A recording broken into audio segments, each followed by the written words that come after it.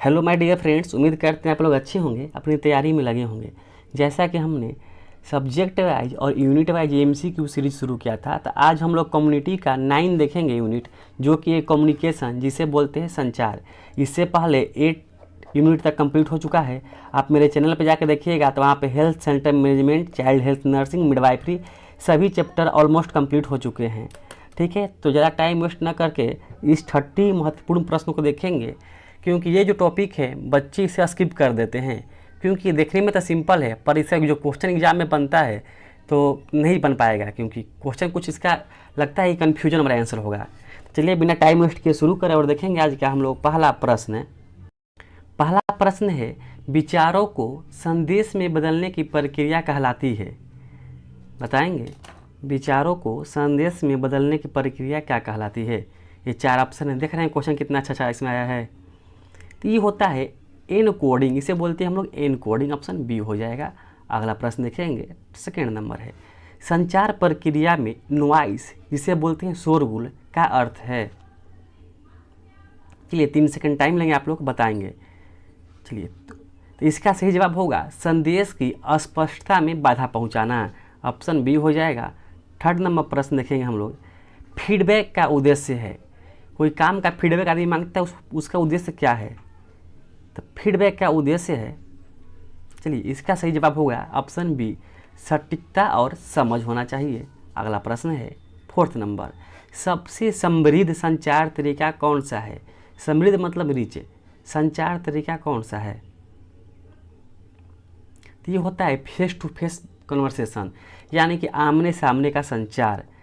अगला प्रश्न देखेंगे, फिफ्थ नंबर है, पारा लैंग्वेज का अर्थ है। देखिए बहुत ही अच्छा प्रश्न है ये, पारा लैंग्वेज का अर्थ है। प्रश्न नंबर 1 और प्रश्न नंबर 5 दोनों अच्छा प्रश्न है, बताएंगे इसका आप लोग आंसर। चलिए हम बताते हैं, इसका राइट आंसर होगा ऑप्शन बी, आवाज़ का टोन, पिच और गति, किस स्पीड से बोल रहे हैं, क्या टोन है, कितने पिच पे बोल रहे हैं। अगला प्रश्न देखेंगे हम लोग, 6 नंबर प्रश्न है, संचार प्रक्रिया का पहला चरण। बताएंगे संचार प्रक्रिया का पहला चरण क्या है। तो हम लोग संचार कब कर पाएंगे, अपनी बातों को कब एक जगह से दूसरी जगह पहुंचा पाएंगे, जब हमारे अंदर विचार उत्पन्न होंगे। तो ये क्या होगा, विचारों का उत्पन्न होना। देखेंगे 7 नंबर प्रश्न है, निम्न में से कौन सा संचार का स्तर नहीं है। कौन सा संचार का स्तर नहीं है, तो इसे बोलते हैं इंफ्रा ग्रुप, ऑप्शन सी हो जाएगा, इंफ्रा ग्रुप। अगला प्रश्न देखेंगे 8 नंबर प्रश्न है, नर्स अपने सुपरवाइजर को रिपोर्ट देती है, यह है। 4 ऑप्शन में से देख के बताएंगे कौन सा है। जब नर्स अपने सुपरवाइजर को रिपोर्ट देती है, यह क्या है, तो ये होता है नीचे की ओर संचार, सॉरी ऊपर की ओर संचार, ऑप्शन सी हो जाएगा, ऊपर की ओर संचार, क्योंकि नर्स किससे करे, सुपरवाइजर किससे क्या है, वो सीनियर है। अगला प्रश्न देखेंगे 9 नंबर प्रश्न दिया है, निम्नलिखित में से कौन सा प्रभावी संचार बाधा नहीं है। बाधा नहीं है, ध्यान नहीं, यहाँ पर जो लिखा है बाधा नहीं है, तो ये हो जाएगा सक्रिय सुनना, एक्टिव लिसनिंग। अगला प्रश्न देखेंगे 10 नंबर प्रश्न है, काइनेसिस संबंधित है, किससे संबंधित बताना है।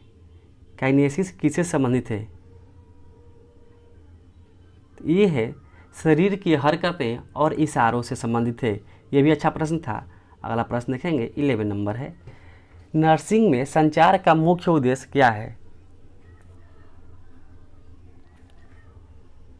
तो ये होता है जानकारी और समझ का आदान प्रदान करना। अगला प्रश्न देखेंगे 12 नंबर, नर्स अपने सुपरवाइजर को रिपोर्ट देती है, यह है। यह देख लिए हम लोग 8 नंबर प्रश्न। 12 नंबर प्रश्न देखेंगे, नर्सिंग में सबसे प्रभावी संचार कौन सा है। तो ये होता है गैर मौखिक संचार, ज़्यादा बात नहीं होना चाहिए, गैर मौखिक संचार। अगला प्रश्न देखेंगे 13 नंबर, नर्स मरीज की बात सुनकर संक्षेप में बताती है, इसे कहते हैं। इसका राइट आंसर हो जाएगा सारांश बनाना, यानी जो नर्स है वो मरीज से उसका सुन के उसका सारांश डॉक्टर को बताती है, अपने सीनियर को। अगला प्रश्न है 14 नंबर, नर्स मरीज संचार में सबसे महत्वपूर्ण तत्व है। ये होता है सहानुभूति का, इसे बोलते हैं हम लोग इम्पैथी। अगला प्रश्न देखेंगे 14 के बाद। अच्छा, टेस्ट आ गया आप लोग के लिए, बीच बीच में आप लोग के लिए हम टेस्ट डाले हैं, तो प्लीज़ टेस्ट का आंसर जरूर करेंगे। टेस्ट नंबर 1 है, इसका आंसर कमेंट करेंगे। ये है, निरक्षर लोगों को स्वास्थ्य संदेश देने का सबसे अच्छा तरीका है। जो लोग निरक्षर हैं यानी साक्षर नहीं है, उनको स्वास्थ्य संदेश देने का सबसे अच्छा तरीका क्या है, आप लोग कमेंट करेंगे। चलिए अगला प्रश्न चलते हैं हम लोग और देखेंगे 16 नंबर प्रश्न है, निम्न में से कौन सा गैर उपचारात्मक है। इसका राइट आंसर बताएंगे। ये हो जाएगा झूठा आश्वासन देना, झूठा आश्वासन। अगला प्रश्न देखेंगे 17 नंबर प्रश्न है, संदेश भेजने वालों को क्या कहते हैं। संदेश भेजने वालों को क्या बोलते हैं यानी क्या कहते हैं, तो उसे हम लोग बोलते हैं एनकोडर। ऑप्शन सी हो जाएगा एनकोडर। ये भी अच्छा प्रश्न था। अगला प्रश्न देखेंगे 18 नंबर, कौन सा मॉडल केवल एक तरफा यानी वन वे है। कौन सा मॉडल केवल एक तरफा यानी वन वे है। वेरी वेरी इंपॉर्टेंट प्रश्न है ये, इसे आप लोग स्क्रीनशॉट ले लेंगे। तो इसका राइट आंसर होगा ऑप्शन बी साइमन वेबर। अगला प्रश्न देखेंगे 19 नंबर, मरीज की भावनाओं का सबसे विश्वसनीय संकेत कौन है। तो ये होता है गैर मौखिक संकेत। अगला प्रश्न देखेंगे 20 नंबर, नर्स से मरीज तक होने वाला संचार है। अब यहाँ आप लोगों ने देखा था कि नर्स से सुपरवाइजर तक संचार, तो वह अपर था। ये है नर्स से मरीज तक होने वाला संचार कैसा है, तो ये है डाउनवर्ड यानी नीचे की ओर है। अगला प्रश्न देखेंगे 21 नंबर प्रश्न है, नर्स से मरीज तक होने वाला संचार तो हो गया था। 21 नंबर है, निम्न में से कौन सा संचार प्रक्रिया का हिस्सा नहीं है। संचार प्रक्रिया का हिस्सा नहीं है। प्रेषक है, संदेश भी है, रिसीवर भी है, रोग नहीं है। यानी पूछा गया है नहीं है, तो ऑप्शन क्या हो जाएगा, डी सही जवाब हो जाएगा। 22 नंबर प्रश्न देखेंगे हम लोग, स्वास्थ्य शिक्षा में पोस्टर और चार्ट का प्रयोग है। पोस्टर और चार्ट, हम लोग कब पोस्टर और चार्ट लगाते हैं, जब हमें बहुत बड़े जनसंख्या को शिक्षा देते हैं, स्वास्थ्य शिक्षा यानी मास कम्युनिकेशन करते हैं यानी जनसंचार। ऑप्शन क्या हो जाएगा, बी मास कम्युनिकेशन। अगला प्रश्न देखेंगे 23 नंबर प्रश्न है, SMCR मॉडल किसने दिया। वेरी वेरी इंपॉर्टेंट प्रश्न, इसे आप लोग रट लें या याद कर लें, very very important. SMCR model किसने दिया। अच्छा, इसका आप लोग हमें कमेंट में फुल फॉर्म जरूर बताएंगे।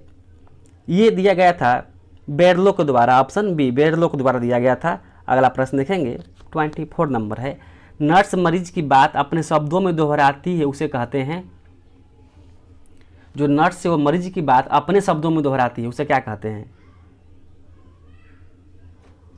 बहुत अच्छा प्रश्न है, उसे बोलते हैं पैराफ्रेजिंग। पैराफ्रेजिंग याद रखेंगे। अगला प्रश्न है 25 नंबर है, व्यक्ति के अपने मन में होने वाला संचार कहलाता है। इसका राइट आंसर हो जाएगा इंटरपर्सनल, अंतर व्यक्तित्व, इंटरपर्सनल यानी खुद में। अगला प्रश्न देखेंगे 26 नंबर है, नर्स और डॉक्टर के बीच का संचार होता है। नर्स और डॉक्टर, ये होता है क्षैतिज संचार, पैरेलल। अगला प्रश्न देखेंगे, ये टेस्ट आप लोग के लिए सेकंड टेस्ट है, भय और चिंता से संबंधित बधाई बताएंगे आप लोग, क्या होगा इसका चारों ऑप्शन। हम लोग अगला प्रश्न देखेंगे, आप लोग इसे आंसर कमेंट करेंगे। 27 नंबर प्रश्न देखेंगे हम लोग है, थेरेपेटिक कम्युनिकेशन में रिस्टार्टिंग का अर्थ है यानी रीस्टार्टिंग का अर्थ बताना है आपको। इसका राइट आंसर हो जाएगा वही शब्द को दोहराना, वही शब्द को दोहराना हो जाएगा। 28 नंबर प्रश्न देखेंगे, प्रोक्सीमेशन संबंधित है बताना है आपको, ये संबंधित है किसी स्थान का प्रयोग करना या व्यक्तिगत दूरी। ऑप्शन बी हो जाएगा। 29 नंबर प्रश्न देखेंगे, संचार में मौन का उपयोग किसके लिए होता है। संचार में मौन का उपयोग तो ये होता है मरीज को व्यक्त करने का मौका देना, यानी आप मरीज को भी अपने बातों को बताने का मौका देना, उसी को बोलते हैं। अगला प्रश्न है, स्वास्थ्य शिक्षा में प्रभावी संचार के लिए सबसे आवश्यक कौशल है। ये होता है सक्रिय सुनना, यानी एक्टिव लिसनिंग। अगर पीडीएफ के लिए आपको इस नंबर पे, हमें जो नंबर दिखाई दे रहा है उस पर आप हमें मैसेज कर सकते हैं। और भी ऑफर चल रहा है, तो पीडीएफ मात्र 249 में मिल जाएगा आप लोग को। पीडीएफ में subject wise, unit wise total 3000 plus MCQ दिया गया है, और आपको फ्री में टेस्ट सीरीज मिलेगा जिसमें 1000 के आसपास प्रश्न होंगे। चलिए, तो वीडियो अच्छा लगा तो लाइक करें, आप लोग लाइक नहीं करते हैं, और दोस्तों के साथ शेयर जरूर करें। धन्यवाद।